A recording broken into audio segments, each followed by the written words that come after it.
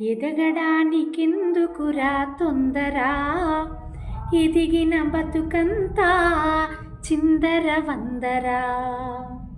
ఈ పాట అందరికీ గుర్తొచ్చే ఉంటుంది. అందరినీ ఎదగమని చెప్పాల్సింది పోయి ఎదగడానికి తొందర ఎందుకు అంటున్నాను అనుకుంటున్నారా? మీరు కాస్త తొందరపడకండి.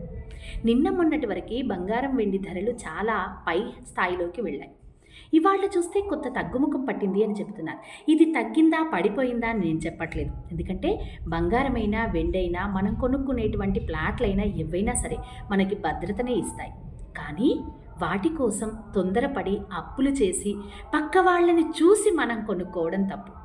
మనకి ఎంత అవసరం, అది అవసరమా లేదంటే విలాసమా, ఈ రెండింటికి మధ్య తేడా తెలుసుకొని కొనాల్సినటువంటి సందర్భం వచ్చిందే అనుకోండి, మీ దగ్గర డబ్బులే ఉన్నాయి, కొనుక్కోండి. ఎలా ఉండాలి మన సంపద పెరుగుదల అంటే, మనం చిన్ననాటి నుండి హైట్ పెరుగుతూ ఉంటాం. అది మనకి తెలిసి పెరుగుతామా? దానంతలదే ఆరోగ్యకరంగా పెరుగుతూ ఉన్నట్టుగా మన సంపద కూడా అలా మన ఇంట్లో నిల్వగా ఉండాలి. మనకు తెలియకుండానే సంపద అక్కడ స్థాయి పెరగాలి. కానీ పక్క వాళ్ళతో పోల్చుకొనో లేదంటే ఉన్న చిట్టీలు ఎత్తో ఉన్నటువంటి బంగారాన్ని తాకట్టు పెట్టో తొందరపడి అందరూ గబగబా కొంటున్నారని మనము కొనాలనేటువంటి ప్రయత్నం చేస్తే అది అనారోగ్యం అనేటువంటి విషయం మర్చిపోకండి. ఎందుకంటే అన్నింటికంటే ముఖ్యమైనటువంటిది మానసిక ప్రశాంతత.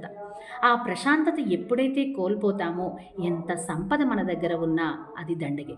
కాబట్టి తొందరపడకుండా, ఆ తొందరలో కూడా ఎవ్వరికీ అన్యాయం చేయకుండా, ధర్మబద్ధంగా అరాచకాలు చేయకుండా, అవినీతికి పాల్పడకుండా ఎదిగేటువంటి వాళ్ళకి ఎప్పుడు భగవంతుడు ఎంత ఇవ్వాలో అంత ఇస్తాడు.